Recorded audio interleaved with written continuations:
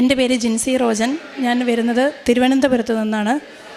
ഞാൻ ഇവിടെ വന്ന് ഉടമ്പടി എടുക്കുന്നത് 2024 മാർച്ച് 7-ാം തീയതിയാണ്. ഉടമ്പടി എടുത്തിട്ട് 6 മാസം ആകുന്നതേ ഉള്ളൂ.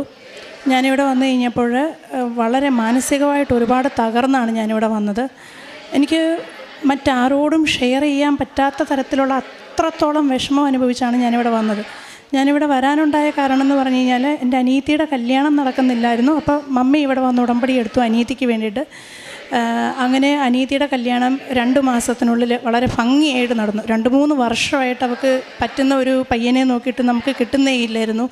പല സാഹചര്യങ്ങൾ കൊണ്ട് അനുകൂലമായിട്ട് വന്നില്ല. അപ്പോൾ 2 മാസം കൊണ്ട് പെട്ടെന്ന് അവൾക്ക് ചേർന്ന നല്ലൊരു പയ്യനെ കിട്ടി. 2 പേരും വിദേശത്ത് സുഖമായിട്ട് ജോലി ചെയ്യുന്നു. അപ്പോൾ മമ്മി എൻ്റെ അടുത്ത് പറഞ്ഞു, എടി മോളെ നീ കൃപാസനത്തിൽ പോയിട്ട് ഉടമ്പടി എടുക്കാൻ പറഞ്ഞു. അങ്ങനെ ഞാൻ ആദ്യമൊക്കെ മടി വിചാരിച്ചു. കാരണം എനിക്ക് തിരുവനന്തപുരത്ത് നിന്ന് ആലപ്പുഴ വരെ വരണം. എനിക്ക് 3 കൊച്ചു കുട്ടികളാണ്. ഹസ്ബൻഡ് ഇവിടെ ഇല്ല. അപ്പം വരാൻ ഒരുപാട് ബുദ്ധിമുട്ടുണ്ടെന്നൊക്കെ ഞാൻ വിചാരിച്ചു. പക്ഷേ പിന്നെ ഞാൻ വിചാരിച്ചു, ഓക്കെ, ഇത്രയും നാൾ എല്ലാവരും നോക്കിയിട്ടും നടക്കാത്ത എൻ്റെ ജീവിതത്തിലെ കുറേ കാര്യങ്ങൾ ഞാനൊരു ത്യാഗം ചെയ്യാം, ഞാൻ പോകാമെന്ന് വിചാരിച്ചു. അങ്ങനെ ഞാൻ വന്നു. 2024 മാർച്ച് 7-ാം തീയതി ഞാനിവിടെ വന്ന് ഉടമ്പടി എടുത്തു. ഉടമ്പടി എടുത്തപ്പോൾ അച്ഛൻ പറഞ്ഞനുസരിച്ച് 6 നിയോഗങ്ങൾ ഉടമ്പടിയിൽ വെച്ചു. അതിൽ 5 നിയോഗങ്ങൾ എങ്ങനെയെങ്കിലുമൊക്കെ നടക്കും എന്നുള്ള ഒരു ചിന്ത എനിക്കുണ്ടായിരുന്നു. 6-ാമത്തെ ഒരു നിയോഗം എന്ന് പറഞ്ഞാൽ എനിക്ക് ഉറപ്പാണ് അതൊരു കാലത്തും നടക്കത്തില്ല. കാരണം അത് ഒരു ഫാമിലി ഇഷ്യൂ ആയിരുന്നു. നമ്മുടെ ഏറ്റവും ക്ലോസ് ആയിട്ടുള്ള, അത്രത്തോളം കുടുംബത്തോട് ചേർന്ന് നിൽക്കുന്ന ഒരു ആൾ ഒരു ചെറിയ തെറ്റിദ്ധാരണയുടെ പേരിൽ 3-4 വർഷമായിട്ട് നമ്മളുടെ അടുത്ത് മിണ്ടുന്നില്ല, കോൾ എടുക്കുന്നില്ല, ഞങ്ങളുടെ ഒരു കാര്യങ്ങളും കേൾക്കുന്നത് അവർക്ക് ഇഷ്ടമല്ല. എത്രത്തോളം നമ്മളെ മാറ്റി നിർത്താവോ, അവഗണിക്കാവോ, കുത്തുവാക്ക് കേൾക്കാവോ, ഇതൊക്കെ ചെയ്ത് നമ്മളെ മാറ്റി നിർത്തുന്നു. പലതവണ ഞാനും ഹസ്ബൻഡും അവരുടെ അടുത്ത് അനുരഞ്ജനത്തിന് ചെന്നു. പക്ഷേ നമ്മളുടെ പേര് പോലും കേൾക്കുന്നവർക്ക് അത്രത്തോളം ദേഷ്യമായി. ഞങ്ങൾ ഒത്തിരി തവണ കാര്യങ്ങൾ പറഞ്ഞ് മനസ്സിലാക്കാനായിട്ട് ചെന്നു. പക്ഷേ ഞങ്ങൾ ദയനീയമായിട്ട് പരാജയപ്പെട്ടു. അപ്പോൾ ഇതിങ്ങനെ മനസ്സിലൊരു ഭയങ്കര വിഷമമായിട്ട് കിടക്കുമായിരുന്നു. ഇവർ നമ്മുടെ അടുത്ത് ഇങ്ങനെ മാറിപ്പോകുന്നല്ലോ, ഈ ഒരു ബന്ധം നമുക്ക് നഷ്ടപ്പെട്ടു പോകുന്നല്ലോ എന്ന് വിചാരിച്ച് ഭയങ്കര ഒരു സങ്കടമായിരുന്നു. അപ്പോൾ ഞാൻ ഇവിടെ വന്ന് ഉടമ്പടി എടുത്തു കഴിഞ്ഞപ്പോൾ 6-ാമത്തെ നിയോഗം ഈ ഒരു റിലേഷൻ ഒന്ന് ശരിയായി പോകണമെന്ന് വെച്ചാണ് ഞാൻ ഉടമ്പടി എടുത്തത്. അതിനു മുന്നേ ഒരുപാട് ജപമാലകൾ ചെല്ലുകയും ഒത്തിരി പ്രാർത്ഥനാ സ്ഥലങ്ങളിൽ ഞങ്ങളിങ്ങനെ പ്രാർത്ഥനയ്ക്കായിട്ട് വിളിച്ചു പറയുകയൊക്കെ ചെയ്ത് ഈ ഒരു കാര്യം ശരിയാകാൻ വേണ്ടി. അപ്പോൾ എനിക്ക് ഒരു വിശ്വാസവും ഇല്ലായിരുന്നു. 5 കാര്യങ്ങൾ എങ്ങനെയെങ്കിലും നടക്കും, ഈ 6-ാമത്തെ കാര്യം നടക്കില്ല. ഞാൻ വീട്ടിൽ ചെന്നിട്ട് ഞാൻ ഹസ്ബൻഡിനെ വിളിച്ചു പറഞ്ഞു, ഞാൻ 6-ാമത്തെ നിയോഗം ഇതാണ് വെച്ചിരിക്കുന്നത്. അപ്പം ചേട്ടൻ എൻ്റെ അടുത്ത് പറഞ്ഞു, 5 നിയോഗങ്ങൾ നടക്കും, 6-ാമത്തെ നിയോഗം നടന്നാൽ കാക്ക മലന്ന് പറക്കുമെന്ന് പറഞ്ഞു. എന്നിട്ട് പറഞ്ഞു, മിക്കവാറും ഈ നിയോഗം നടക്കുന്നതിലും നമ്മൾ മരിച്ചാൽ പോലും ഈ നിയോഗം നടക്കാനായിട്ട് പോകുന്നില്ല. പക്ഷേ എന്തായാലും വേണ്ടില്ല, നിയോഗം വെച്ചല്ലോ. അപ്പോൾ പിറ്റേ ദിവസം തൊട്ട് അന്ന് രാത്രി തൊട്ട് ഞാൻ ചെന്ന് രാത്രി തൊട്ട് ഞാൻ ഈ ഇതിൻ്റെ പ്രാർത്ഥനകൾ ചെല്ലാൻ തുടങ്ങി. നിയോഗത്തിൽ പറഞ്ഞിരിക്കുന്ന കാര്യങ്ങൾ അതുപോലെ ചെയ്യാൻ തുടങ്ങി. അത്ഭുതമെന്ന് പറയാം, എനിക്ക് ഇപ്പോഴും പറയുമ്പോൾ എനിക്കതെങ്ങനെ എക്സ്പ്രസ് ചെയ്യണമെന്നറിയത്തില്ല. കൃത്യം 10-ാമത്തെ ദിവസം ഈ ചേച്ചി ഞങ്ങളെ തിരിച്ചു വിളിച്ചു. അതായത് എൻ്റെ ഫോണിൽ ഉച്ച കഴിഞ്ഞൊരു 3:30 ഞാൻ കുഞ്ഞിനെ കൊണ്ട് പള്ളിയിൽ പോകുന്ന സമയത്ത് ഫോണിൽ മെസ്സേജ് വരുന്നു, ഹലോ ഹൗ ആർ യു. 3-4 വർഷം കഴിഞ്ഞിട്ട് ഫോണിൽ വരുന്ന ഒരു മെസ്സേജ്. ആക്ച്വലി ഞങ്ങളുടെ നമ്പർ പോലും ബ്ലോക്ക് ചെയ്തിട്ടിരുന്ന ആൾക്കാരാണ്.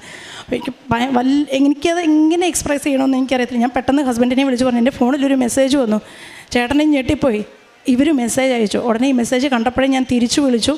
അവർ കോൾ അറ്റൻഡ് ചെയ്തു. എന്നിട്ട് പറഞ്ഞു, ഞങ്ങൾ നിങ്ങളുടെ വീട്ടിലേക്ക് വരുവാണ്, നിങ്ങളെല്ലാവരും കാണില്ലേ, ഹസ്ബൻഡിനോട് വരാൻ പറയണം, ഹസ്ബൻഡ് വിദേശത്താണ്, ഹസ്ബൻഡിനോട് വരാൻ പറയണം, നമുക്കെല്ലാവർക്കും കൂടെ മീറ്റ് ചെയ്യാം എന്നൊക്കെ പറഞ്ഞു. എനിക്ക് അത് ഒരിക്കലും നടക്കില്ല എന്ന് വിചാരിച്ച ആ ഒരു 6-ാമത്തെ കാര്യം 1-ാമത് എനിക്ക് നടന്നു കിട്ടി. അപ്പോൾ എനിക്കതൊരു ഭയങ്കരമായ എനിക്കിത് എങ്ങനെ പറയേണ്ടതെന്ന് അറിയത്തില്ല, അത്രത്തോളം എനിക്ക് ഷോക്കിംഗ് ആയിപ്പോയി. അവർ വീട്ടിൽ വന്നു, കുഞ്ഞുങ്ങളെയൊക്കെ കൂട്ടി വീട്ടിൽ വന്നു. 3-4 ദിവസം വീട്ടിൽ നിന്നു. എല്ലാവരും ഒന്നിച്ച് വെളിയിലൊക്കെ പോയി. ആ പണ്ടുണ്ടായിരുന്നതിലും നന്നായിട്ട് ആ റിലേഷൻ, അത് ഈ ലോകത്തെ എത്രയോ നമ്മളുടെ വീട്ടിലുള്ള എല്ലാവരും ഇടപെട്ടിട്ടും ശരിയാവാതിരുന്ന ഒരു റിലേഷൻ 10 ദിവസം കൊണ്ട് എനിക്കത് ശരിയായി കിട്ടി. അതേപോലെ 2-ാമതായിട്ട് ഞാൻ വെച്ചിരുന്ന കാര്യം, എൻ്റെ മോന് ജന്മന അലർജി പ്രോബ്ലം ഉണ്ടായിരുന്നു, അട്ടോപിക് ഡെർമറ്റൈറ്റിസ് ആയിരുന്നു. അപ്പോൾ അവന് ഈ പ്രതിരോധശേഷി തീരെ കുറവാണ്. ആ നാട്ടിൽ ആർക്കെങ്കിലും ഒരു പനി വന്നു കഴിഞ്ഞാൽ മോന് വരും. മോന് വന്നാൽ അത് 105-106 ഡിഗ്രി പനിയാകും. അപ്പോൾ മിക്കവാറും മാസങ്ങളിൽ ഹോസ്പിറ്റലിൽ അഡ്മിറ്റ് ആകും. അപ്പം എൻ്റെ ഒരു കണ്ണുനീരിൻ്റെ വിഷയമായിരുന്നു എൻ്റെ 2-ാമത്തെ മകൻ. അപ്പം എൻ്റെ കുഞ്ഞുങ്ങൾക്ക് രോഗപ്രതിരോധ ശേഷി ഉണ്ടാകണമെന്ന് ഞാനിവിടെ വന്ന് ഒരുപാട് തവണ ഞാൻ പ്രാർത്ഥിച്ചിട്ടുണ്ട്. കാരണം ഞാൻ ഹസ്ബൻഡ് വിടില്ല, അപ്പം ഞാനാണ് കുഞ്ഞുങ്ങളുടെ എല്ലാ കാര്യങ്ങളും നോക്കുന്നത്. അപ്പോൾ എനിക്ക് 3 പേരും മാറി മാറി ഹോസ്പിറ്റലിൽ അഡ്മിറ്റായി കഴിഞ്ഞ് കഴിയുമ്പോൾ എനിക്ക് ഫിസിക്കലി ഞാനും വീക്കാകാൻ തുടങ്ങി, എന്നെക്കൊണ്ട് എല്ലാം കൂടെ മാനേജ് ചെയ്യാൻ പറ്റാതെ. അപ്പോൾ ഞാനിങ്ങനെ പ്രാർത്ഥിച്ച് എൻ്റെ കൊച്ചിന് ഇച്ചിരി രോഗപ്രതിരോധ ശേഷി തരണേ, അവന് അസുഖങ്ങളൊന്നും ഒന്ന് കുറയണേ മാതാവേ എന്ന് ഒത്തിരി ഞാൻ കരഞ്ഞ് പ്രാർത്ഥിച്ചിട്ടുണ്ട്. അപ്പോൾ അതിൻ്റെ ഫലമായിട്ട് ഇപ്പോൾ ടോട്ടൽ ഒരു 20-25 തവണ ഞാൻ എൻ്റെ മക്കളെയും കൊണ്ട് ഹോസ്പിറ്റലിൽ അഡ്മിറ്റ് ആയിട്ടുണ്ട്. പക്ഷേ ദൈവം സഹായിച്ച് ഈ ഒരു വർഷം ഇതുവരെ ഞാൻ എൻ്റെ കൊച്ചിനെയും കൊണ്ട് ഹോസ്പിറ്റലിൽ കയറിയിട്ടില്ല. അത് ഞാൻ പ്രത്യേകം പറയാനുള്ള ഒരു കാരണം എന്ന് വെച്ച് കഴിഞ്ഞാൽ, വീട്ടിൽ ആർക്ക് എന്ത് അസുഖം വന്നാലും ഇവന് അത് സിവിയറായിട്ട് വരും, ഇവൻ അഡ്മിറ്റ് ആവുകയും ചെയ്യും. കഴിഞ്ഞ ഒരു 2 മാസം മുന്നേ എനിക്ക് 2 പെൺമക്കളും ഒരു മോനുമാണുള്ളത്. പെൺമക്കൾക്ക് 2 പേർക്കും പനി വന്നു, വായ്ക്കകം മുഴുവൻ വ്രണം വന്നു പൊട്ടി, ഒരു 10-20 കുരുക്കൾ വായ്ക്കകത്ത് വന്നു. ഇളയ കുഞ്ഞിന് 3 വയസ്സ് അടുപ്പിച്ചുള്ളൂ. അപ്പോൾ ഇവർ ഒരു 7-8 ദിവസം ഭക്ഷണം കഴിക്കാൻ പറ്റാതെ, വെള്ളം പോലും ഇറക്കാൻ പറ്റാതെ ഇരുന്നു. ഞാൻ ഹസ്ബൻഡിനെ വിളിച്ചു പറഞ്ഞു, ചേട്ടാ പെൺപിള്ളേർക്ക് 2 പേർക്കും പനിയായിട്ടുണ്ട്, മോന് വന്നു കഴിഞ്ഞാൽ എന്താകുമെന്ന് എനിക്കറിയത്തില്ല, 7 ദിവസമായിട്ടും പനി കുറയുന്നില്ല. അപ്പോൾ ഡോക്ടർ പറഞ്ഞിട്ടുണ്ട് അഡ്മിറ്റാക്കാൻ. ഞാനങ്ങനെ പ്രാർത്ഥിച്ചുകൊണ്ടേയിരുന്നു. ദൈവം സഹായിച്ച്, എനിക്കറിയത്തില്ല അതെങ്ങനെ സംഭവിച്ചെന്നറിയത്തില്ല, ആദ്യമായിട്ടുള്ള സംഭവമാണ്.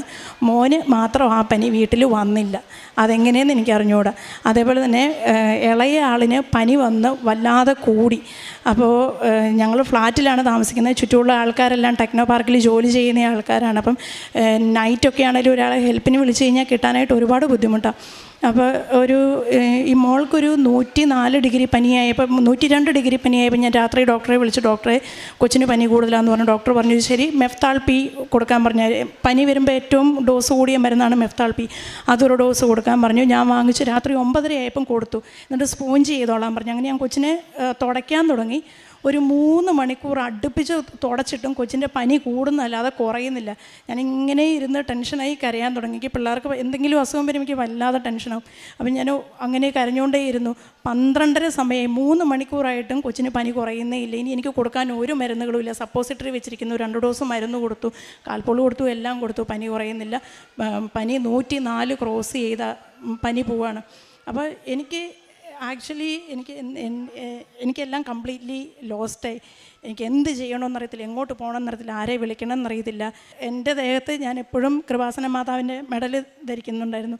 ആ ദൂരി കൊച്ചിനെ ഇങ്ങനെ സ്പോഞ്ച് ചെയ്തുകൊണ്ടിരുന്നത് കൊണ്ട് ഡയപ്പർ മാത്രമേ ഉണ്ടായിരുന്നുള്ളൂ. ആ ഡയപ്പറയിലോട്ട് അത് കുത്തി വെച്ചിട്ട് ഞാൻ അവിടെ കിടന്ന് കരയാൻ തുടങ്ങി. എൻ്റെ മാതാവേ, എന്നെ ഇനി ഹെൽപ്പ് ചെയ്യാൻ ആരുമില്ല, എനിക്ക് വയ്യ. 12:30 രാത്രിക്ക് എനിക്ക് കൊച്ചിനെയും കൊണ്ട് എങ്ങോട്ടും പോകാൻ വയ്യ, ഞാൻ വല്ലാതെ വീക്കാണ്. കാരണം 2 പേർക്ക് കൂടെ പനി വന്ന് 14 ദിവസത്തോളം ഞാൻ ഉറക്കളച്ചിരിക്കുകയാണ്. എനിക്കിനി ഓരോരുത്തോട്ടും പോകാൻ വയ്യ. ഇങ്ങനെ ആയിക്കഴിഞ്ഞാൽ ഞാനും കൂടെ മരിച്ചുപോയി. ഇങ്ങനെ കരഞ്ഞ് ഒരു 10 മിനിറ്റ് ഞാൻ ഇത് തന്നെ പറഞ്ഞ് അവിടെ ഇരുന്ന് കരഞ്ഞു. വേറൊന്നും ഞാൻ പ്രാർത്ഥിച്ചൊന്നുമില്ല, മാതാവിനോട് ഇത് തന്നെ പറഞ്ഞ് കരഞ്ഞുകൊണ്ടിരുന്നു. പക്ഷേ 10 മിനിറ്റ് കഴിഞ്ഞപ്പം എങ്ങനെയെന്ന് എനിക്കറിയത്തില്ല, കൊച്ചിൻ്റെ പനി താന്ന് 100 പതുക്കെ അത് 99 ഞാൻ മാതാവിൻ്റെ രൂപം എടുത്ത് മോളുടെ സൈഡിൽ വെച്ചു. പിന്നെ അതേപോലെ തന്നെ മോൻ്റെ ഈ മുറിവുകളിൽ ഞാൻ എപ്പോഴും മാതാവിൻ്റെ എണ്ണ തേച്ച് ഞാൻ പ്രാർത്ഥിക്കുമായിരുന്നു. നേർച്ചയായിട്ട് കിട്ടിയ എണ്ണ തേച്ച് പ്രാർത്ഥിക്കുമായിരുന്നു. അവൻ്റെ ദേഹം മുഴുവൻ ഉണ്ടായിരുന്ന ആ മുറിവുകൾ ഇപ്പോൾ കാലിലൊരു ചെറിയൊരു പൊട്ട് പോലെയേ ഉള്ളൂ. ബാക്കിയുള്ളതെല്ലാം കരിഞ്ഞത് എല്ലാം നല്ല റെഡിയായിട്ട് വരുന്നുണ്ട്. പിന്നെ എനിക്ക് ഏറ്റവും പറയാനുള്ളൊരു പ്രധാന കാര്യം എന്ന് പറഞ്ഞാൽ, ഞാൻ അത്യാവശ്യം നന്നായിട്ട് പഠിക്കുന്ന ഒരാളായിരുന്നു. അപ്പോൾ എനിക്ക് MCA ചെയ്യണമെന്ന് ഭയങ്കര ആഗ്രഹമായിരുന്നു. പക്ഷേ ഞാൻ പഠിച്ചത് MSc ആണ്. കല്യാണം കഴിഞ്ഞിട്ട് എനിക്ക് നല്ല ജോലി വേണമെന്ന് ഭയങ്കര ആഗ്രഹമായിരുന്നു, എനിക്ക് നല്ല കരിയർ വേണം, അങ്ങനെ ഭയങ്കര ആഗ്രഹമായിരുന്നു. പക്ഷേ കൊച്ചുങ്ങൾ, വീട്ടിലെ കാര്യങ്ങളെല്ലാം കൂടെ വന്നു കഴിഞ്ഞപ്പം എൻ്റെ ജോലിയെല്ലാം പല സ്ഥലത്ത് പല ജോലി അങ്ങനെയൊക്കെ ആയിക്കഴിഞ്ഞപ്പം എനിക്ക് മെൻ്റലി എനിക്കതൊരു ബുദ്ധിമുട്ടായി. ഞാൻ വിചാരിച്ചു, മാതാവേ എൻ്റെ ഭാവി ഇങ്ങനെയായി, ഇത്രയും ഏജ് ആവാറായി, ഇനി എനിക്കൊന്നുമില്ല. അപ്പോൾ അത് എൻ്റെ ഉള്ളിൽ ആ ഒരു സങ്കടം കിടക്കുന്നത് കൊണ്ട് അത് പതുക്കെ വെളിയിലോട്ട് വരാൻ തുടങ്ങി. എനിക്ക് എല്ലാം ആകെ ദേഷ്യമായി, ആകെ ഡിപ്രസ്ഡായി. അപ്പോൾ ഞാനിത് എൻ്റെ ക്ലോസ് ഫ്രണ്ട്സിനോടൊക്കെ പറയുമായിരുന്നെടി, ഞാൻ മാത്രമൊന്നും ആയില്ലല്ലോ, എനിക്ക് മാത്രമൊന്നും ആയില്ലല്ലോ, ഞാൻ ഇത്രയും കഷ്ടപ്പെട്ട് പഠിച്ചിട്ട് ഞാൻ ഇങ്ങനെയായി പോയല്ലോ എന്നൊക്കെ ഞാനത് പറയുമായിരുന്നു. ചില സമയത്ത് ഹസ്ബൻഡിനോടും പറയുമായിരുന്നു. പക്ഷേ അതൊന്നും ഒരു പരിധി കൂടുതൽ എനിക്ക് ആശ്വാസം തന്നില്ല. ലാസ്റ്റ് ഞാൻ മാതാവിൻ്റെ ഉടമ്പടി എടുത്തു കഴിഞ്ഞപ്പോൾ ഞാൻ ഇത് പറഞ്ഞു മാതാവിൻ്റെ അടുത്ത് കരയാൻ തുടങ്ങി.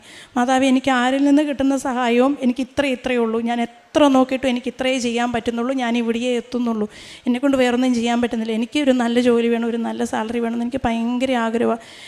എന്താണെന്ന് എനിക്ക് അറിഞ്ഞുകൂടാ. എനിക്ക് ഭയങ്കര ഒരു സങ്കടമായിരുന്നു. ഞാൻ ഇവിടം കൊണ്ട് തീരുവാണ്, ഇതെൻ്റെ ഭാവി ഇവിടം കൊണ്ട് തീർന്നു, ഇനി ആ മക്കളെയൊക്കെ വളർത്തി വീട്ടിൽ ചോറും കറിയൊക്കെ വെച്ചിരിക്കും. അങ്ങനെ തന്നെ ഞാൻ എല്ലാവരോടും പറഞ്ഞു. എന്നെ ഹസ്ബൻഡിനോടും പറയായിരുന്നു, ചേട്ടന് ജോലിയൊക്കെ ഉണ്ടല്ലോ, ഞാനിവിടം കൊണ്ട് തീരുവാണ്. പക്ഷേ മാതാവ് അതിനനുവദിച്ചില്ല. എൻ്റെ അനിയൻ വഴിയായിട്ട് എനിക്ക് വിദേശത്ത് ഒരു നല്ലൊരു യൂണിവേഴ്സിറ്റിയിൽ അഡ്മിഷൻ കിട്ടി. ആ അഡ്മിഷൻ കിട്ടുന്നതും വളരെ സംഭവബഹുലമായിരുന്നു. ഞാൻ സാന്താ മോണിക്കയാണ് അപ്രോച്ച് ചെയ്തിരുന്നത്. അപ്പോൾ അവർ എനിക്ക് തന്നിരുന്ന സബ്ജക്റ്റ് ഡാറ്റ അനാലിസിസ് ആയിരുന്നു. അത് ടു ഡിഫിക്കൽട്ടായൊരു സബ്ജക്റ്റായിരുന്നു. അപ്പോൾ അതിൽ നിന്ന് മാറി വേറെ ഒരെണ്ണം എടുക്കാൻ പറഞ്ഞു കഴിഞ്ഞപ്പം അവർ പറഞ്ഞത്, ഇല്ല, കമ്പ്യൂട്ടർ സയൻസ് ഫീൽഡ് വിട്ടിട്ട് നിങ്ങൾക്ക് വേറൊന്നും ചെയ്യാൻ പറ്റില്ല, ബിക്കോസ് ഏജ് ഉണ്ട് എന്ന് പറഞ്ഞു. അങ്ങനെ പക്ഷേ അനിയൻ വിദേശത്തുണ്ടായിരുന്നതുകൊണ്ട് അവൻ അവിടെ ഉള്ള ഒരു അഡ്വക്കേറ്റിനെ കണ്ട് അതിൻ്റെ ബാക്ക്ഗ്രൗണ്ടിൽ എന്തൊക്കെ നടന്നു എന്ന് പോലും എനിക്കറിയത്തില്ല. ഒരു നല്ലൊരു യൂണിവേഴ്സിറ്റിയിൽ കുഴപ്പമില്ലാത്ത ഒരു സബ്ജക്റ്റ് എനിക്ക് പഠിക്കാനായിട്ട് പെട്ടെന്ന് തന്നെ അഡ്മിഷൻ ശരിയായി. ഇത് അഡ്മിഷൻ ശരിയായി കഴിഞ്ഞപ്പോൾ എനിക്ക് ആകപ്പാടെ എനിക്കറിയത്തില്ല ഇത് എങ്ങോട്ടാണ് ഈ പോകുന്നതെന്ന് എനിക്ക് മനസ്സിലാകുന്നേ ഇല്ല. കാരണം ഞാൻ വീട്ടിൽ ചോറും കറിയും വെച്ച് പിള്ളേരെ സ്കൂളിൽ വീട്ടിലിരിക്കുന്നത് ഞാൻ. അപ്പോൾ എനിക്ക് എൻ്റെ ഭാവി ഏതായാലും ഇവിടം കൊണ്ട് തീർന്നല്ലോ ഇങ്ങനെ വിചാരിച്ചുകൊണ്ടിരിക്കുക. പക്ഷേ പിന്നെ ഒരു കാര്യങ്ങളും ഞാൻ ചെയ്തിട്ടില്ല. ഒരു പേപ്പർ വർക്കോ ഒന്നുമോ. എൻ്റെ അനിയൻ ചോദിച്ചിരുന്ന പേപ്പറുകൾ ഞാൻ അവന് സെൻഡ് ചെയ്ത് കൊടുത്തു എന്നല്ലാതെ ഞാനൊന്നും ചെയ്തിട്ടില്ല. ഏകദേശം ഒരു 40 ലക്ഷം രൂപയോളം എനിക്ക് പഠിക്കാൻ പോകാനായിട്ട് വേണം. ഈ 40 ലക്ഷം രൂപയിൽ 4 ലക്ഷം രൂപ പോലും ഞങ്ങളുടെ രണ്ടുപേരുടെയും കൈ സേവിങ്സ് ആയിട്ട് മിച്ചമില്ലായിരുന്നു. പക്ഷേ ഞാൻ ഒരു 50,000 രൂപ ചോദിച്ചപ്പോൾ എനിക്ക് 9 ലക്ഷം രൂപ വരെ തന്ന ആൾക്കാരൊക്കെ ഉണ്ട്. അതിനൊരു പലിശയോ അല്ലെങ്കിൽ റിട്ടേൺ ചെയ്യേണ്ട സമയം ഒന്നും വെച്ചിട്ടില്ല. എനിക്കറിയത്തില്ല, ഒരു രൂപ പോലും കടവില്ലാതെ ഇത് മുഴുവൻ സെറ്റായി ഒരു നല്ലൊരു യൂണിവേഴ്സിറ്റിയിൽ അഡ്മിഷനായി. അപ്പോൾ ഈ ഓഗസ്റ്റ് 29 കയറി പോകാനായിട്ട് മാതാവ് എന്നെ അനുഗ്രഹിക്കുന്നു. എൻ്റെ ഒരു സമയത്തെ സ്വപ്നത്തിൽ പോലും ഞാൻ എൻ്റെ ജീവിതം ഇങ്ങനെ ട്വിസ്റ്റ് ആകുമെന്ന് ഞാൻ വിചാരിച്ചിട്ടില്ല. ഉടമ്പടി എടുക്കാൻ ആഗ്രഹിക്കുന്ന അല്ലെങ്കിൽ കൂടെ എല്ലാവരോടും എനിക്കിതേ പറയുള്ളൂ. ഞാനിവിടെ ഈ പള്ളിയുടെ പുറകിൽ വന്നിരുന്ന് എൻ്റെ അവസ്ഥകൾ പറഞ്ഞ് ഞാൻ ഒത്തിരി കരഞ്ഞിട്ടുണ്ട്. ഞാൻ ഇത്രയും പക്ഷേ പ്രതീക്ഷിച്ചിട്ടില്ല. അച്ഛൻ പറയുന്നത് വളരെ ശരിയാണ്. നമ്മൾ ഉടമ്പടി എടുത്തു കഴിയുമ്പോൾ നമ്മുടെ പുറകെ നടക്കുന്ന മാതാവുണ്ട്. ഞാൻ ഉടമ്പടി എടുത്ത് ഞാൻ ചെയ്ത കാര്യങ്ങളെന്ന് പറഞ്ഞാൽ ഞങ്ങളുടെ വീടിനടുത്തൊരു കൊച്ചു കുട്ടികൾക്ക് വേണ്ടിയുള്ളൊരു ക്യാൻസർ കെയർ ഉണ്ട്. അവിടെ പോയിട്ട് അവർക്ക് ആവശ്യമുള്ള സാധനങ്ങളൊക്കെ വാങ്ങിച്ചു കൊടുക്കുമായിരുന്നു. പിന്നെ ഉടമ്പടി പത്രം ഞാൻ ഡിസ്ട്രിബ്യൂട്ട് ചെയ്തുകൊണ്ടിരുന്നത് ആദ്യമൊക്കെ ഞങ്ങളുടെ പള്ളിയിൽ തന്നെ ഡിസ്ട്രിബ്യൂട്ട് ചെയ്യുമായിരുന്നു. എനിക്കൊരു ചെറിയ ഈഗോ പ്രോബ്ലം ഉണ്ടായിരുന്നു, ഒരു നാണക്കേട് ഉണ്ടായിരുന്നു. പക്ഷേ അച്ഛൻ്റെ ഒരു പ്രസംഗത്തിൽ കേട്ടു, നമുക്കറിയാത്ത അക്രൈസ്തവരുടെ ഇടയിലേക്ക് ഇറങ്ങി ചെന്ന് പത്രം കൊടുക്കണമെന്ന്. ഞാൻ രണ്ടും കൽപ്പിച്ച് ടൗണിൽ ഓട്ടോ സ്റ്റാൻഡിൽ ചെന്നിട്ട് ഞാൻ ഈ പത്രം അവിടെ കൊടുക്കുമായിരുന്നു. അതിനകത്ത് തമിഴരായിട്ടുള്ള ആൾക്കാരുണ്ട്, ചിലർ വേണ്ടാന്ന് പറഞ്ഞിട്ടുണ്ട്. അപ്പം ഞാനത് ബാക്കിയുള്ള ആൾക്കാർക്ക് കൊണ്ടുപോയി കൊടുക്കും. ഞാൻ കൂടുതലും പത്രം കൊടുത്തിരിക്കുന്ന ക്രൈസ്തവരായിട്ടുള്ള ആൾക്കാർക്ക് തന്നെയാണ്. പിന്നെ സഹായം ആവശ്യമുണ്ടെന്ന് കാണുന്ന എല്ലാവർക്കും കൈ അയച്ച് ഞാൻ സഹായം ചെയ്തു കൊടുത്തിട്ടുണ്ട്. അങ്ങനെ അതേപോലെ തന്നെ എൻ്റെ ഇത് പോകാനായിട്ടുള്ള ബയോമെട്രിക് എടുക്കാനായിട്ട് എനിക്ക് ബാംഗ്ലൂർ പോകണമായിരുന്നു. അപ്പോൾ ഒരു ദിവസം കൊണ്ട് പോയിട്ട് വരാനായിട്ട് ഫ്ലൈറ്റിന് പോകുന്നതാണ് നല്ലതെന്ന് വിചാരിച്ചു. കൊച്ചു കുട്ടികൾ വീട്ടിലുണ്ടല്ലോ. അപ്പോൾ എയർപോർട്ടിൽ ചെന്നപ്പോൾ ഞാൻ വല്ലാതെ നെർവസായി, ബിക്കോസ് എനിക്ക് ഹൈറ്റ് ഭയങ്കര പേടിയാണ്. അപ്പം ഞാൻ അന്ന് രാത്രി ഒന്നും ഉറങ്ങിയിട്ടേ ഇല്ല. ഹൈറ്റ് പേടിയാണ്, ആകാശത്ത് പോകണം, ഇതിവിടെ എന്തെങ്കിലും സംഭവിച്ചാൽ എന്ത് ചെയ്യും. അപ്പം ഞാൻ ഏതാണ്ട് മരിക്കാൻ പോവുകയാണെന്ന് ഉറപ്പിച്ചാണ് ഞാൻ ഇങ്ങനെ ഈ ഫ്ലൈറ്റിൽ കയറാൻ പോകണത്. എയർപോർട്ടിൽ ചെന്നപ്പോഴത്തേക്കും വല്ലാതെ നെർവസായി, എന്നെ വിറയ്ക്കാൻ തുടങ്ങി. ഞാൻ ആ ഫ്ലൈറ്റിൽ കയറി എന്തെങ്കിലും സംഭവിക്കുമെന്ന് എനിക്ക് ഉറപ്പായി. ഞാൻ ഇതിനകത്ത് കയറി, ഹസ്ബൻഡ് കൂടെ ഉണ്ടായിരുന്നു. ഞാനിരുന്ന് കരയാൻ തുടങ്ങി. എന്നിട്ട് ഞാൻ ഹസ്ബൻഡിനോട് പറഞ്ഞു, എന്നെക്കാളും ഗതി കെട്ടവരും ഇത്രയും ദുരിതം അനുഭവിച്ചവരും വേറെ ആരും കാണൂല, എനിക്ക് ഈ പ്രായത്തിൽ ഈ ഗതി വന്നില്ലേ എന്നൊക്കെ ചോദിച്ച് ഞാനിങ്ങനെ കരയാൻ തുടങ്ങി. പക്ഷേ അപ്പോൾ ചേട്ടൻ പറയുന്നുണ്ട്, സാരമില്ല, കുഴപ്പമില്ല, അത് ഒരു തവണ ആയി കഴിയുമ്പോൾ പേടിയൊക്കെ പൊയ്ക്കോളും. പക്ഷേ എനിക്കൊരു ആശ്വാസമായില്ല. ഞാൻ ഈ ഉടമ്പടി കാശ് രൂപ എടുത്തുകൊണ്ടാണ് പോയത്. എൻ്റെ കയ്യിൽ ആ കാശ് രൂപ ഉണ്ട്. ഇത് ഫ്ലൈറ്റ് പതുക്കെ ടേക്ക് ഓഫ് ചെയ്യാൻ തുടങ്ങിക്കഴിഞ്ഞപ്പോൾ ഞാൻ ഈ കാശ് രൂപ എടുത്ത് കൈ പിടിച്ചിട്ട് ഞാൻ പറഞ്ഞു, മാതാവി, എനിക്ക് വല്ലാത്ത പേടിയാണ്, എനിക്ക് ഒരു തരത്തിലും മിക്കവാറും ഞാൻ അറ്റാക്ക് വരും, എനിക്ക് ഒരു തരത്തിലും എനിക്ക് ഇതിനകത്ത് ഇരിക്കാൻ പറ്റുന്നില്ല, എനിക്ക് ഇറങ്ങിപ്പോകണമെന്നാണ് തോന്നുന്നത്. പക്ഷേ ആ സമയത്ത് ഞാൻ കാണുന്നത് ഈ നിൽക്കുന്ന മാതാവിൻ്റെ രൂപമാണ്. എൻ്റെ തൊട്ട് മുന്നിൽ ഞാൻ കാണുന്ന ഈ നിൽക്കുന്ന മാതാവിൻ്റെ രൂപമാണ്.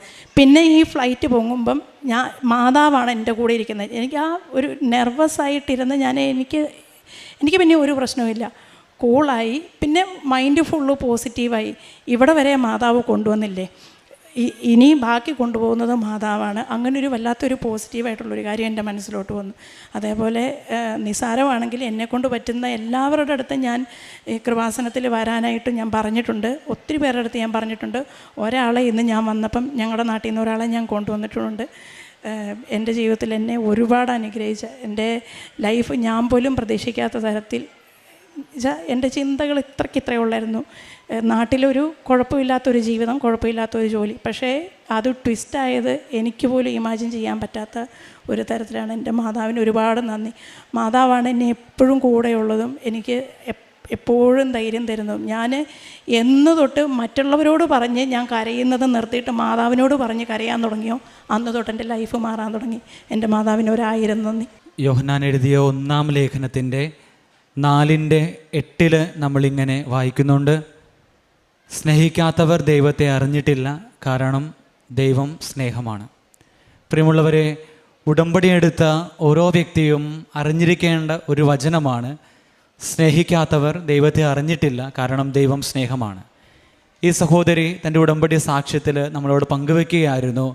തൻ്റെ ഉടമ്പടി നിയോഗമായിട്ട് താൻ വെച്ചത് തൻ്റെ ഒരു ബന്ധുവുമായിട്ടുള്ള ആ ഒരു സ്നേഹബന്ധം, അത് നവീകരിക്കപ്പെടണമെന്നുള്ള ഒരു കാര്യമാണ് ഉടമ്പടി നിയോഗമായിട്ട് വെച്ചിരുന്നത്. പക്ഷേ ഇവർ ചിന്തിക്കുകയാണ്, മാനുഷികമായിട്ട് ചിന്തിച്ചാൽ അതൊരിക്കലും ചേരാത്തൊരു കാര്യമാണ്.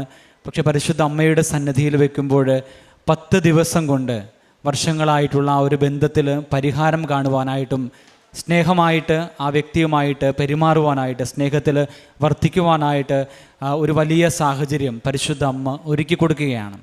നമ്മൾ ഉടമ്പടി എടുത്ത് കടന്നു പോകുമ്പോൾ നമ്മളെല്ലാവരും കേൾക്കേണ്ടതും ചിന്തിക്കേണ്ടതുമായിട്ടുള്ളൊരു കാര്യം ഇതാണ്: നമ്മൾ തിരിച്ചറിയുക, ഉടമ്പടി ജീവിതത്തിൽ പരിശുദ്ധ അമ്മയുമായിട്ട് നമ്മൾ സ്നേഹബന്ധത്തിലാകുക, ദൈവവുമായിട്ട് നമ്മൾ സ്നേഹബന്ധത്തിലാവുക. അപ്പോൾ നമ്മൾ കൽപ്പനയിൽ പറയുന്നത് പോലെ നിന്നെപ്പോലെ നിൻ്റെ അയൽക്കാരനെയും സ്നേഹിക്കുവാനായിട്ടുള്ള ആ ഒരു വലിയ മനോഭാവത്തിലേക്ക് നമ്മുടെ ജീവിതത്തിൻ്റെ എല്ലാ മണ്ഡലങ്ങളിലും സ്നേഹമായിട്ട് കടന്നു വരുവാനായിട്ട് നമുക്ക് സാധിക്കുന്നു എന്നുള്ളതാണ്. പ്രിയമുള്ളവരെ, ഈ സഹോദരി പറഞ്ഞ മറ്റൊരു കാര്യമെന്ന് പറയുന്നത്, മനുഷ്യരുടെ മുൻപിൽ നമ്മൾ കരഞ്ഞിട്ട് കാര്യമില്ല, മറിച്ച് നമ്മൾ ദൈവത്തിൻ്റെ സന്നിധിയിൽ നമ്മൾ കരയുവാനായിട്ട് തുടങ്ങുമ്പോൾ തിരിച്ചറിയുക, ആ ദൈവത്തിൻ്റെ വലിയ ഇടപെടൽ നമ്മുടെ ജീവിതത്തിൽ ഉണ്ടാവുകയും നമ്മുടെ പ്രശ്നങ്ങളിലും പ്രതിസന്ധികളിലും നമുക്കത് വലിയ പരിഹാരമായിട്ട് കാണുകയും ചെയ്യുവാനായിട്ട് സാധിക്കുന്നു എന്നുള്ളതാണ്. അതുകൊണ്ട് ദൈവത്തിൻ്റെ സന്നിധിയിൽ നമുക്ക് കരഞ്ഞ് പ്രാർത്ഥിക്കുവാനായിട്ട് ഉടമ്പടി വഴിയായിട്ട് സാധിക്കട്ടെ എന്ന് ആത്മാർത്ഥമായിട്ട് പ്രാർത്ഥിക്കാം. അതുപോലെ തന്നെ നമ്മുടെ ഉടമ്പടി ജീവിതം കൂടുതൽ വിശുദ്ധിയോടുകൂടി സ്നേഹത്തിൻ്റെ അടിസ്ഥാനത്തിൽ കൊണ്ടുപോകുവാനായിട്ട് പരിശ്രമിക്കാം. നമുക്ക് 2 കരങ്ങളും അടിച്ച് ദൈവനാമത്തെ മഹത്വപ്പെടുത്തി പരിശുദ്ധ അമ്മയ്ക്കും തിരുക്കുമാരനും നന്ദി പറയാം.